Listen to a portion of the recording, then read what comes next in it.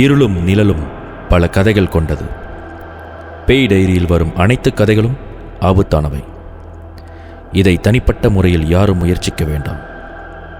நான் doctor M. Lingeswaran. இது பேய் டைரி சீசன் 7.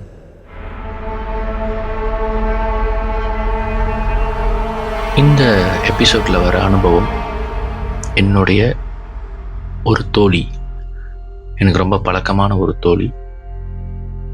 அவங்க வாழ்க்கையில் சமீப காலத்தில் நடந்த ஒரு அனுபவம்.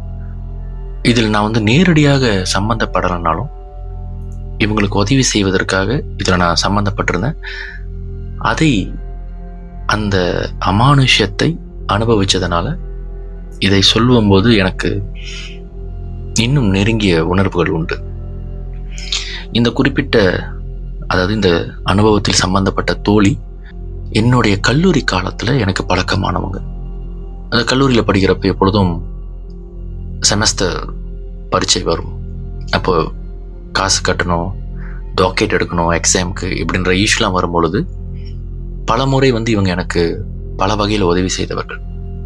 அதுக்கப்புறம் இந்த காலேஜ் லைஃப் முடிஞ்சிட்ட பிறகு எல்லாம் வேலை தேடணும், சொந்த வாழ்க்கை, சொந்த லட்சியம், இது எல்லாத்தையும் அடையணுன்ற வேகத்தில் இந்த தொடர்புகள் விட்டு போயிடுச்சு. இப்படி தொடர்புகள் விட்டு போன பிறகு அதுக்கப்புறம் இந்த சோஷியல் மீடியான்னு ஒரு ஆயுதம் கிடைச்சது. சில பேர் அதை வியாபாரத்துக்கு பயன்படுத்துகிறாங்க, சில பேர் கோஆப்ரேட்டிவ் வேர்ல்டில் பயன்படுத்துகிறாங்க, சில பேர் தங்களுடைய நட்பை தேடுவதற்கு பயன்படுத்துவாங்க, சில பேர் அது ஒரு ஆயுதன்றதையே மறந்துட்டு அது என்னமோ சாக்கடையை துடைக்கிற குச்சி மாதிரி பயன்படுத்திக்கிட்டே இருக்காங்க. இதில் நான் நண்பர்களை தேடுவதற்கு பயன்படுத்தின காலகட்டத்தில் இவங்களை தேடி கண்டுபிடிச்சிட்டேன். அப்பொழுது நான் ஆல்ரெடி டிவியில் கொஞ்சம் பிரபலம் அடைஞ்ச காலகட்டம்.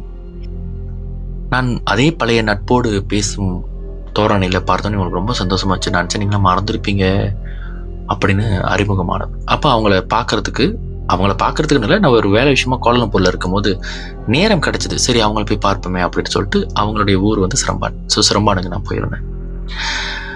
சிரம்பானுக்கு நான் போயிருந்தபோது அவங்களும் சாமானியமாக இல்லை. ஏற்கனவே வேலை செஞ்சாங்க.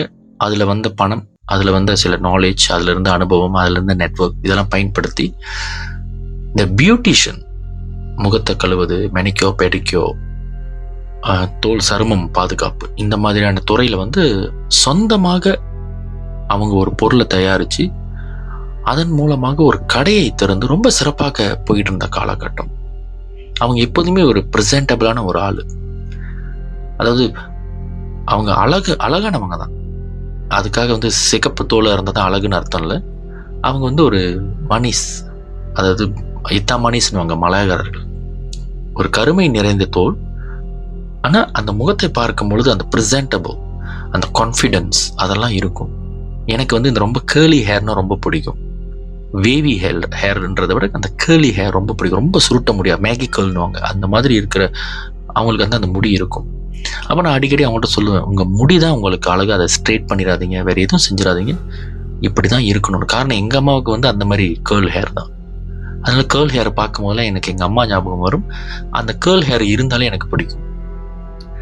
அப்போ அவங்கள பார்க்கும்போது சொன்ன ரொம்ப நல்லா இருக்குது, சந்தோஷமாக இருக்குது. நம்மளை சுற்றி இருக்கிறவங்கெல்லாம் ஒரு இடத்துல இருக்காங்க. அதாவது கேள்விப்படும் போது இல்லைங்க ரொம்ப கஷ்டமாக இருக்குது, போராடுறேன் அப்படின்ற மாதிரிலாம் இல்லாமல் தனக்கென்று ஒரு பாதையை வகுத்து கொண்டு அந்த பாதையில் வெற்றிகரமாக போகிறாங்க. அதுக்கப்புறம் அந்த பாதையில் வர சவால்களை அவங்க சமாளிச்சுக்குவாங்க அப்படின்ற விஷயங்களை நாங்கள் பேசிக்கிட்டு இருந்தோம். இப்படி இருந்துட்டு கொஞ்ச நாள் எங்களுக்குள்ள ஒரு தொடர்பில் இல்லை. ஏன்னா நான் நிறைய இடத்துக்கு போவேன், நிறைய பேரை சந்திப்பேன். ஸோ பேசி பார்த்தவங்களை அவங்கள பார்த்து பேசிட்டோம், ஓகே இப்போ அடுத்தது யாருன்னு நம்ம தேட வேண்டிய நண்பர்கள் அப்படின்றது நான் அடுத்த கட்டத்துக்கு போயிடுவேன். அப்படி இருக்கும் பொழுது அவங்களுக்கு ஒரு மாப்பிள்ளை பார்க்கணும் அப்படின்னு சொல்லிட்டு சில தேடல்கள் இருந்தது, மாப்பிள்ளைலாம் பார்க்கணும் அப்படின்ட்டு. அதுக்கப்புறம் அவங்கள நான் பார்க்கவே இல்லை. அப்போ எனக்கு ஞாபகம் வந்தது, ஏதோ மாப்பிள்ளை வேணும்னு சொல்லிக்கிட்டு இருந்தாங்களே திருமணம் செய்யணும். அவங்களுக்கு என்னை விட ஒரு 3-4 வயது அதிகம். அவங்க என்னை விட 3-4 வயது அவங்க வயசு கூட. ஒரு கல்யாணம் ஆச்சா என்ன ஆச்சுன்னு தெரியலன்னு சொல்லிட்டு தொடர்பு கொள்ளும் பொழுது இல்லை நான் ஆஸ்திரேலியாவில் இருக்கேன் அப்படின்னு சொன்னாங்க. ஆஸ்திரேலியாவில் என்ன பண்ணிட்டு இருக்கீங்க அப்படின்னு, நான் அந்த மாதிரி அக்கா வீட்டுக்கு வந்திருக்கேன், எங்கள் அக்கா வீடு அங்கே இருக்கு, அங்கே வந்திருக்கேன் அப்படின்னு. அப்புறம் கடலாம் எப்படி எல்லாம் திருமணம் ஆச்சா எல்லாம் கேட்கும்பொழுது இல்லை கடை கூட வந்து ரொம்ப ப்ராப்ளமாக இருக்குது அப்படின்னாங்க. நான் கேட்டேன் என்ன அதுன்னு.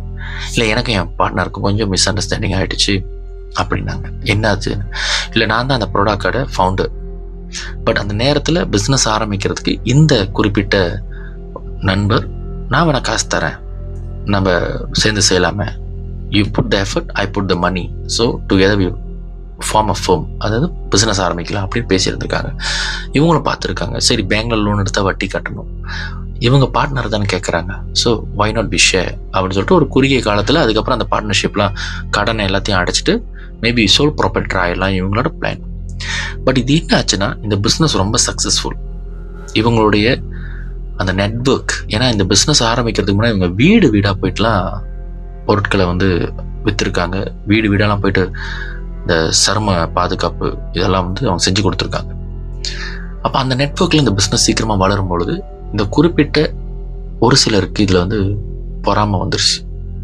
இவங்க இல்லைன்னா இந்த பிஸ்னஸை நம்ம டேக் ஓவர் பண்ணிக்கலாம், நம்ம இதையே வச்சு ரன் பண்ணலாம், இந்த பிராண்ட் வச்சு நம்ம வேற பொருட்களை வச்சு ரன் பண்ணலாம் அப்படின்ற ஒரு ஆசையில் இவங்க இருக்கிற இடத்துல பேம்பூவில் ஒரு விதமான செய்வனை செஞ்சு அந்த கடையில் வச்சுருந்துருக்காங்க. இவங்க அதை பார்த்துட்டு கேட்டிருக்காங்க இது என்னது அப்படின்னு.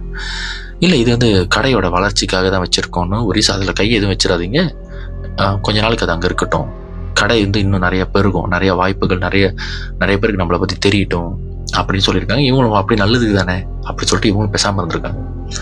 ஆனால் அந்த மூங்கில்ல செய்யப்பட்ட அந்த மஞ்சள் துணி கட்டி ஒரு மூங்கில்ல செய்யப்பட்ட அந்த பொருள் அந்த கடைக்குள்ள வந்ததுக்கு பிறகு இவங்களுடைய உடல் நலம் வந்து ரொம்பவே பாதிக்கப்பட்டிருக்கு.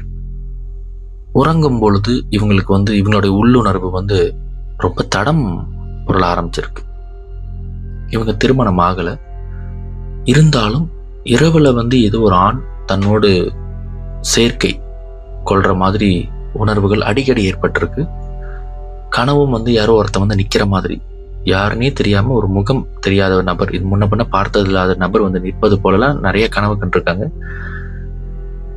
ஒரு பெண்ணுக்கான உணர்வு தான்.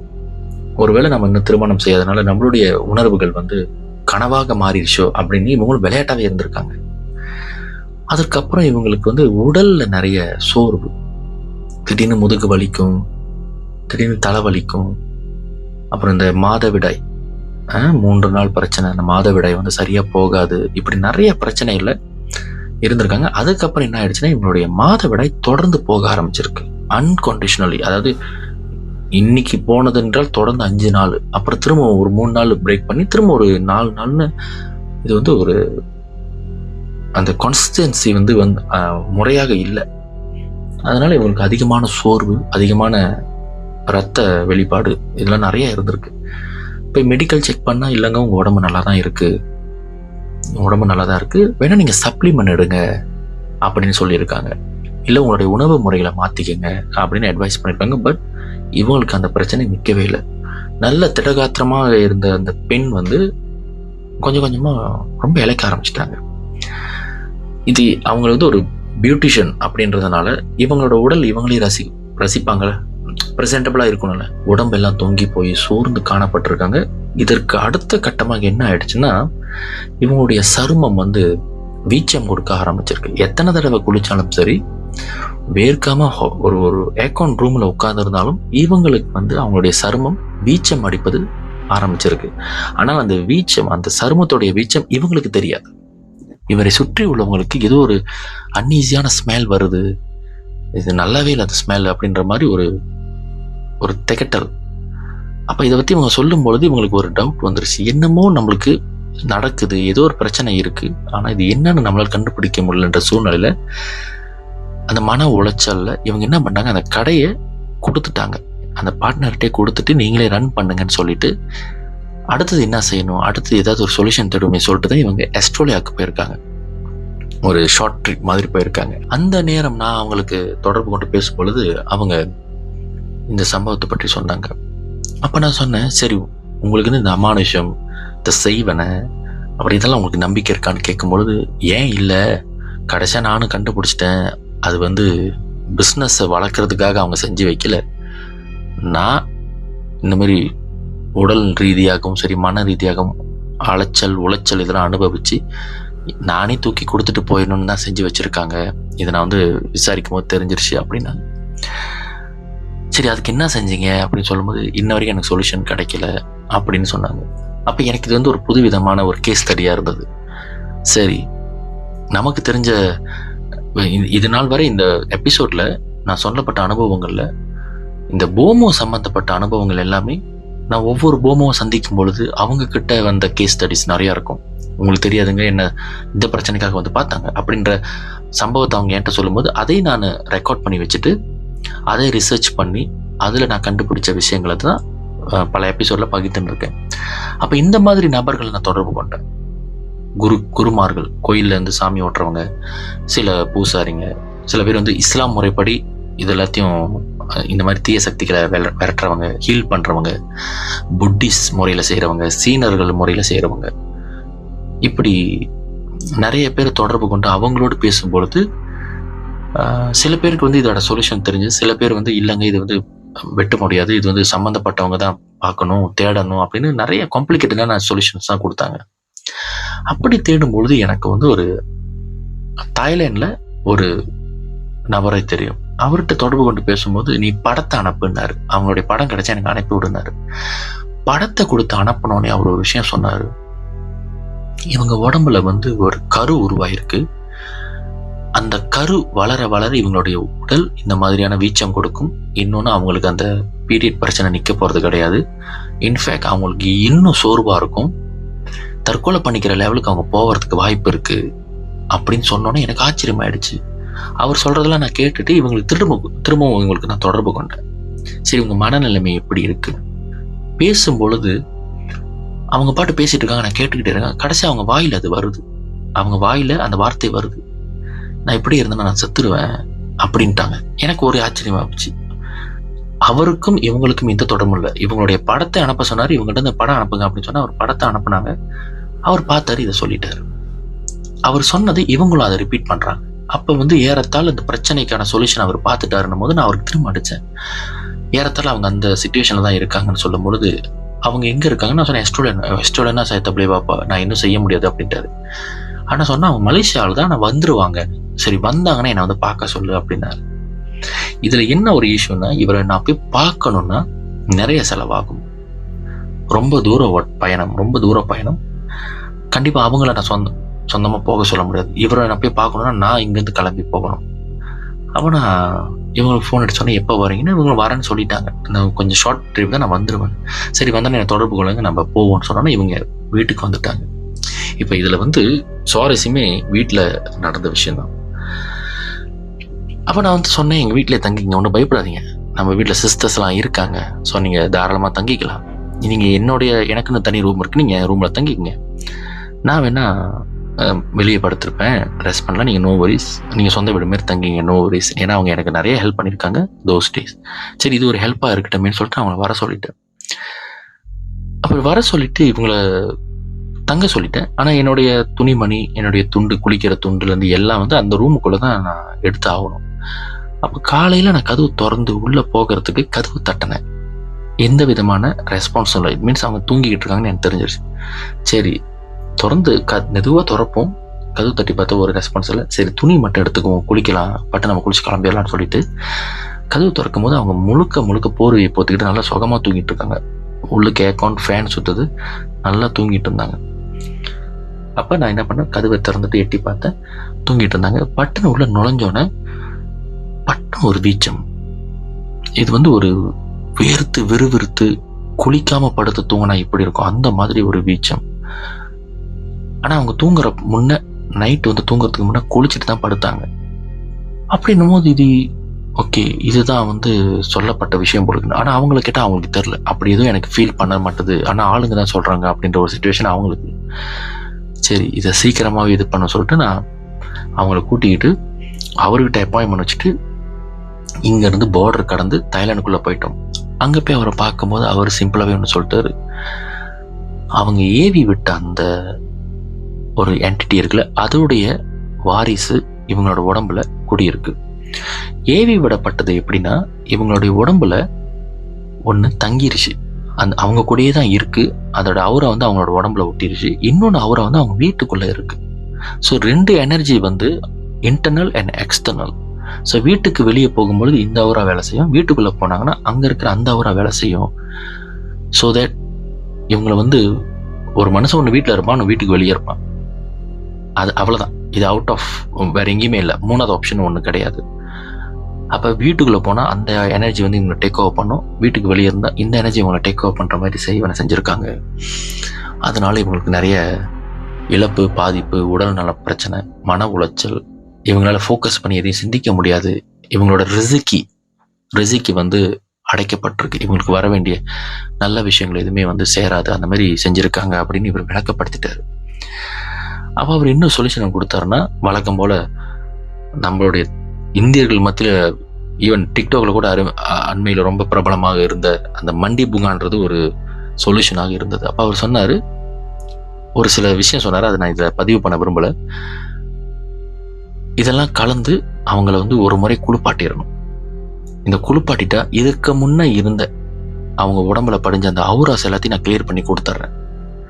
ஆனால் இவங்களுக்கான உடம்புக்குள்ளே அந்த தங்கி இருக்கிற அந்த கரு வந்து உடனே போகாது, அது வளர ஆரம்பிச்சிருச்சு. அது வளர்ந்துன்னா குழந்தையாக வெளியே வந்து நிற்காது. அதாவது ஒரு குழந்தை வயிற்றுல கருவாக இருந்துச்சுன்னா அது பிறந்து பிள்ளையாகும்ல, அந்த மாதிரி ஆகாது. இது அவங்களோட அவுராக்குள்ளே கலந்துட்டு இவங்களை சாப்பிட ஆரம்பிச்சிரும். அதாவது இவங்க இன்னும் நெளிவாங்க, ரத்தம் சுண்டும். அதாவது இளமை காலத்திலே ஒரு முதுமை அவங்களுக்கு வந்துடும், இவங்க அழகு போயிடும், இவங்களோட ப்ரெசென்டபிள் இல்லாமல் போயிடும், இவங்களுக்குள்ளே இவங்களுக்கே மன உளைச்சல் ஆயிரும், இவங்களை பார்க்கறதுக்கு இவங்களுக்கே வெறுப்பாக இருக்கும்.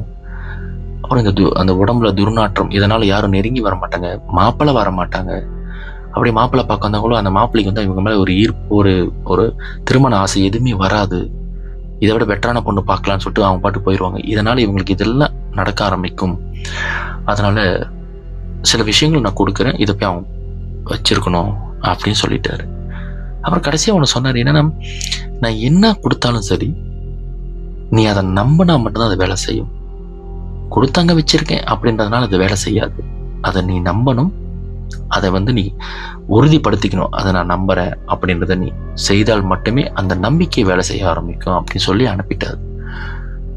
ஆனால் ஒரு விஷயம் என்ன நடந்துச்சுன்னா, அவரை பார்த்து அந்த சாங்கியெல்லாம் செஞ்சாங்களே, அதுக்கப்புறம் வந்து கொஞ்ச நேரத்தில் ரொம்ப பொலிவாயிட்டாங்க, ரொம்ப சந்தோஷமா இருந்தாங்க. அவங்க முகத்தை பார்க்கும்போது என்னால் உணர முடிஞ்சது. ஏன்னா நான் அந்த அவுராவை படிக்கிற சில விஷயங்களை ரிசர்ச் பண்ணுறதுனால நான் கொஞ்சம் அவுராவை படிப்பேன். ஆளுங்களை பார்க்கும்பொழுது இவங்கள்ட்ட கை கொடுத்து பேசலாம், இவங்கள்ட்ட தூரம் நின்று தான் பேசணும்னு சொல்லிட்டு நான் அதை ரொம்ப ப்ராக்டிஸ் பண்ணுவேன்.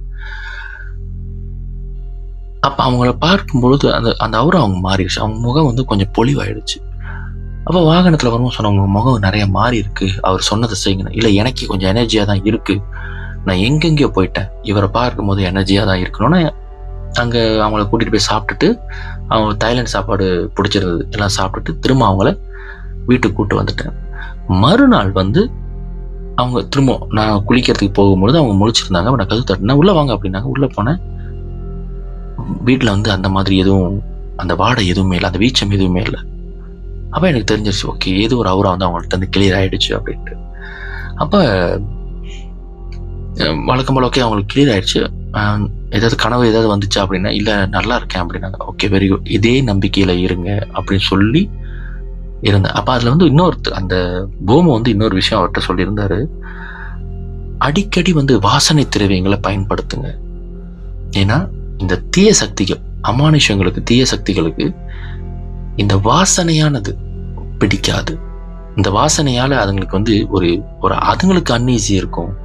அதனால தான் முஸ்லீம்ஸாக இருந்தாலும் சரி, அந்த சியாமிஸ் தாய்லாந்துக்காரங்களாக இருந்தாலும் சரி, இந்தோனேஷியன்ஸாக இருந்தாலும் சரி, கிறிஸ்டினாக இருந்தாலும் சரி, புத்திஸாக இருந்தாலும் சரி, முஸ்லீம்ஸாக இருந்தால், இந்துவாக இருந்தாலும் சரி, நீங்கள் பாருங்கள் எல்லோருடைய வழிபாட்டு முறையிலையும் இந்த மனம் உள்ள பூக்கள் வந்து ரொம்பவே முக்கியத்துவம் கொடுக்கும்.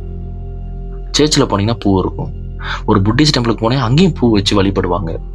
கிறிஸ்டியன்ஸ், ஹிந்துஸ், சியாமிஸ், இந்தோனேஷியன்ஸ், இப்படி நீங்கள் மெக்சிகன் வரைக்கும் பார்த்தீங்கன்னா வழிபாடுன்னு வரும்பொழுது அந்த இடத்துல பூ இருக்கும். அப்படி இறந்தவர்களுக்கு செய்கிற சாங்கியத்தில் கூட பூ இருக்கும். இப்போ நம்ம இடத்துல பார்த்தீங்கன்னா எல்லாத்துலேயுமே பூ இருக்கும். நல்ல காரியம் இல்லை இறுதி சடங்கு, இந்த மாதிரி எதுவாக இருந்தாலும் சரி அதில் பூக்கள் இருக்கும். காரணம் இந்த பூக்களின் மனம் இந்த அமானுஷங்களுக்கு பிடிக்காது. வாசமாக இருந்தால் அமானுஷங்களுக்கு பிடிக்காது. அதனால தான் நம்மளை குளிச்சு சுத்தபத்தமாக இருங்க, நேரத்துக்கு குளிச்சிருங்க, வீச்சத்தோட வீட்டில் சுத்தாதீங்க, முடி வெட்டிட்டு பிறகு வீட்டில் சுத்தாதீங்க, இப்படிலாம் சில சாங்கியத்தை அந்த காலத்துல நம்ம ஆளுங்க கொண்டு வந்தது காரணம் இதுதான். இதையெல்லாம் தொற்றிக்கொண்டு இந்த தீய சக்திகள் உள்ள வரும். அதுங்களுடைய ஆட்டத்தை ஆரம்பிக்கும் பொழுது நாம சோர்வாகும். அந்த சோர்வை பயன்படுத்தி அந்த தீய சக்திகள் ஆக்கிரமிச்சு கடைசியில் அதுங்க வீடாயிரும், நாம வீட்டை விட்டு வெளியாகிற மாதிரி பல அமானுஷ கதைகள் நடந்திருக்கு. அப்ப அடிக்கடி வாசனை திரவியங்களை பயன்படுத்துங்க. இந்த தீய சக்திகள் கிட்ட நெருங்கி அதனோட இம்பேக்ட்ஸ் உங்க மேல கொடுக்காது, பயப்படும். காலப்போக்கில் அதுங்க அடக்கி ஆண்டரலாம் அப்படின்னு சொல்லி இவர் ஒரு சொல்யூஷன் கொடுத்தாரு. இவங்க பெர்ஃப்யூம் எதுவும் எடுத்துட்டு வர்றதுனால வழக்கம் போல அவங்க ஷாம்பு, பாடி லோஷன்ஸ் இது மாதிரி போட்டு குளிச்சுட்டு இருந்துட்டாங்க. அன்று இரவு இது ஒஃபென்ஸ் ஆகி அந்த சக்தி அவங்கள அட்டாக் பண்ண ஆரம்பிச்சிருச்சு. காலையில அழுவுற சத்தம் கேட்குது. நான் எழுந்து என்ன சத்தம், யார்கிட்ட பேசிக்கிட்டு இருக்காங்க போலுக்கு, ஏதோ ப்ராப்ளம் போல இருக்கு அப்படின்னு சொல்லிட்டு கது திறந்து வரலாமான்னு அழுதுகிட்டே வாங்க அப்படின்னாங்க. நான் உள்ள போய் பார்க்கும்போது கண்ணுல தண்ணி, அழுவுறாங்க தேம்பி தேம்பி. நான் கேட்டேன் என்னன்னு. அவன் தங்கச்சி கூட எட்டி பார்த்தது, என்னது அப்படின்னு சைகையில கேட்டப்ப நான் சொன்னேன் ஒன்றும் இல்லை, நான் விசாரிக்கிறேன் அப்படின்னு சொல்லிட்டு உள்ள போனோன்னு இல்லை கனவுல உருவத்தை காட்டிட்டு போகுது, எனக்கு ரொம்ப பயமா இருக்கு அப்படின்னு. அப்ப நான் என்ன சொன்னேன்னா, நான் இந்த அமானுஷங்களை பத்தி நிறைய படிச்சுட்டேன். அமானுஷங்கள்ன்றது தெய்வத்திற்கு வழிகாட்டுற ஒரு சக்தியாகவும் நம்மளுடைய கந்தசஷ்டி கவசத்துல கூட அதை சொல்லியிருக்காங்க. இந்த அமானுஷங்கள் தெய்வத்தை வழிகாட்டுறதுக்கான சக்தியா கூட பயன்படுத்தலாம். ஆனா என்ன இருந்தாலும் சரி, தெய்வத்தை மிஞ்சிய சக்தி எதுவுமே இல்லை, எதுவுமே இல்லை. வல்லவனுக்கு வல்லவன் வையகத்திலும் உண்டுன்ற மாதிரி நம்மளை விட இந்த அமானுஷங்கள் சில விஷயங்கள பவரா இருந்தாலும் இந்த அமானுஷங்களோட பவரானது தெய்வங்கள். அதனால தெய்வத்தின் துணை உள்ளவனுக்கு இந்த அமானுஷத்தின் பயம் இருக்க தேவையில்லை. அப்ப நான் சொன்னா அவர் தான் சொன்னார நம்பிக்கையா இருங்கன்னு. நீங்க நம்பிக்கையா இருங்க, இல்லை எனக்கு பயமா இருக்குன்னு. நான் சொன்னேன், இப்ப நம்மள ஒருத்தன் மிரட்டுறான். அந்த மிரட்டுறவன் நாம பயப்படணும்னு எதிர்பார்ப்பான். நாம ஒரு 2 வருஷத்துக்கு அவனுக்கு பயந்துகிட்டு இருப்போம். அவனுக்கு அதுல ஒரு சந்தோஷம் கிடைச்சிருச்சு. 2 வருஷமா ஒருத்தனை மிரட்டுறேன், அவன்கிட்ட போயிட்டு காசு வாங்கலன்னா அவன் காசு கொடுக்குறான், எனக்கு கையை அமுத்தி விடுனா கையை அமுத்தி விடுறான், காலை அமுத்தி விடுறான் காலை அமுத்தி விடுறான், எனக்கு ஒரு அடிமை சிக்கி இருக்கான்னு சொல்லிட்டு அந்த நம்மளோட வல்லமை படைத்தவன் நம்மளை பூலி பண்றது, ஒரு பகடிவதை பண்றது சந்தோஷமா இருக்கும். இந்த 2 வருஷ காலத்துல அந்த சுகத்தை அனுபவிச்சிட்ட பிறகு திடீர்னு அவனை விட ஒரு வல்லமை மிகுந்த ஒருத்தன் நமக்கு நண்பனா மாறுறான். அவனுடைய நட்பு நமக்கு கிடைச்சிட்ட பிறகு இந்த பிரச்சனை நம்ம அவன்கிட்ட சொல்லுவோம். என்ன ஒருத்தன் என்ன இந்த மாதிரி புலி பண்றான், நான் இதெல்லாம் செய்ய வேண்டியிருக்குன்னு. இவனை விட வல்லமை படைத்த ஒருவனை நாம கூட்டிட்டு போயிட்டு இவன் தான் அவன் சொல்லும் பொழுது இவன் அவனை மிரட்டுவான். இவன் என்னுடைய நண்பன், என் நண்பனை நீ இந்த மாதிரி செய்யறத நான் பார்க்க கூடாது அப்படின்னு சொல்லி மிரட்டிட்டு போயிட்டான்னு வச்சுங்களேன். இந்த நம்மள அடிக்கடி பூலி பண்ணான ஒருத்தன் அவன் உடனே அந்த விஷயத்துல இருந்து விலகி போக மாட்டான். தூரத்துல இருந்து நம்மளை பார்த்து முறைப்பான், ஆளை வச்சு மிரட்டுறியா, இரு உன வச்சுக்கிறேன் அப்படின்னு நம்மளை வார்னிங் பண்ணுவான். திரும்ப நம்மளை ஆக்கிரமிக்கிறதுக்கு முயற்சி பண்ணுவான். இது மனிதர்கள்ட்ட இயல்பா இருக்க பட்சத்துல அமானுஷங்கள்ட்ட இது இல்லாம இருக்காது. தெய்வ சக்தி வல்லமை படைத்த ஒரு சக்தியை போய் நாடி அந்த சக்தியின் துணையை நம்ம கொண்டு வந்துட்ட பிறகு இந்த அமானுஷங்கள் என்ன பண்ணனா வேறு விதத்துல நம்மளை பயமுறுத்தி, அதாவது நீ போயிட்டாலும் நான் வரேன் பத்தியா, அப்ப நான் தான் பவர்ன்ற அந்த நம்பிக்கையை நமக்கு கொடுக்க பார்க்கும். அதை நம்பிட்டான்னு சொன்னா திரும்ப அதோடைய ஆக்கிரமிப்பு அங்க வந்துடும் நம்ம உடம்புல. இதெல்லாம் அமானுஷ்யத்தோட ரிசர்ச்ல நான் படிச்சது. என்ன ஆஃப் இறை சக்தி தான் சிறந்தது. இது சித்தர்களே சொல்லிட்டாங்க, 18 சித்தர்களுமே சொல்லிட்டாங்க. என்னதான் அமானுஷங்களா வகை வகையான அமானுஷங்கள் இருந்தாலும் சரி, இந்த அமானுஷங்கள் தெய்வ சக்திக்கு வழிகாட்டுறதுக்கு பயன்படுத்தலாம், அதை நோக்கி போவதுக்கு இதை பயன்படுத்தலாம். ஆனால் தெய்வ சக்தியை மிஞ்சி எந்த சக்தியும் கிடையாது அப்படின்னு சித்தர்களே சொல்லிட்டாங்க. அப்ப தெய்வ சக்தியை நம்மளால இந்த அமானுஷ சக்திகளை ஆட்கொண்டு விடலாம், இல்லை இந்த அமானுஷ சக்திகள் நம்மளை ஆட்கொள்ளாமல் நம்மளை பாதுகாத்து கொள்ளலாம் அப்படின்னு சொல்லிட்டு அவங்களுக்கு பல சொல்யூஷன்ஸ் கொடுத்துட்டு அனுப்பி வச்சாச்சு. ஆனால் இன்றும் அவங்களுக்கு அந்த பிரச்சனை தீர்ந்த பாடு இல்லை. இப்போதைக்கு அந்த ஒரு செகண்ட் லெவல் ஸ்டேஜில் தான் அவங்கள காப்பாற்றிருக்கோம். இன்னும் தொடர்ந்து அவங்க சில விஷயங்கள் செய்யணும், அதுக்கு இன்னும் காலகட்டங்கள் எடுக்கும். காரணம், அவங்க அந்த சம்பவம் நடந்துச்சுல, அவங்களுக்கு செய்வன செய்யப்பட்டதுன்னு தெரிஞ்ச அடுத்த கட்டம் அவங்க வந்து நிறைய விஷயம் மூவ் பண்ணலை. இது இப்படியே இருக்கும் போல இருக்குன்னு சொல்லிட்டு பிஸ்னஸை விட்டு கொடுத்துட்டு உடல்நலம் எப்படி போச்சு அப்படின்னு அவங்க அப்படியே இருந்துட்டாங்க. அதில் யூஸ் டு அது இப்படி இருக்கு, இப்படி தான் அமையும் போல இருக்கு நமக்கு அப்படின்ற மாதிரி அவங்க அதை அக்செப்ட் பண்ணிக்கிட்டாங்க. அந்த அக்செப்ட் பண்ணதில் தான் நிறைய நாட்கள் முடிஞ்சிருச்சு. இது வந்து ஒரு அமானுஷ்யமான எபிசோடாக நீங்கள் பார்க்காம இது ஒரு மோரல் ஆஃப் ஸ்டோரி எடுத்துக்கங்க. என்றைக்குமே ஒரு விஷயம் புரிஞ்சுங்க, நம்ம எல்லாரும் நினைப்போம் தெய்வங்கள் இருக்கு, அதனால தெய்வங்கள் 24 மணி நேரம் நம்மளை காப்பாற்றுங்க. தெய்வத்துடைய வேலை மனிதனை காப்பாற்றுவது அல்ல. இங்க நிறைய பேர் தெய்வ சக்தியை தப்பா தான் புரிஞ்சுக்கிட்டு இருக்காங்க. பகவத்கீதையில கிருஷ்ண பரமாத்மா ஒன்னே தான் சொல்லியிருக்காரு, மனிதர்களையும் அவர்களுடைய செயல்களையும் காப்பது என்னுடைய வேலை கிடையாது. அப்படி இருந்திருந்தா மகாபாரத போர்னே ஒண்ணு இல்லை. நான் நினைச்சிருந்தேன்னா 2 அண்ணன் தம்பிங்க, பெரியப்பா மகன் சித்தப்பா மகன் எல்லாம் அடிச்சுக்கிறீங்க, உங்க எல்லாரையும் போர் வேணாம், எல்லாரும் மனசு மாறட்டும், எல்லாரும் அவங்கவுங்க வீட்டுக்கு போங்கன்னு நான் ஒரு செகண்ட்ல செஞ்சிருவேன். அது என்னுடைய வேலை கிடையாது. அது உங்களுடைய புத்தி மனம் சம்பந்தப்பட்ட வேலை. இயற்கை மரணத்தையும் பிறப்பையும் அது கையில வச்சிருக்கு. அதை சார்ந்து எடுத்த பிறவி நீங்க தான் முடிவு பண்ணணும். இதுல என்னுடைய தலையீடு எதுவுமே இல்லை. ஆனால் எனக்கு மேல ஒரு சக்தி இருக்கு, அந்த சக்தியை பாதுகாப்பது மட்டும்தான் என்னுடைய வேலை. அந்த சக்தியை நான் பாதுகாக்கிறேன் என்பதனாலதான் மனிதர்கள் என்னை வணங்குகிறார்கள்.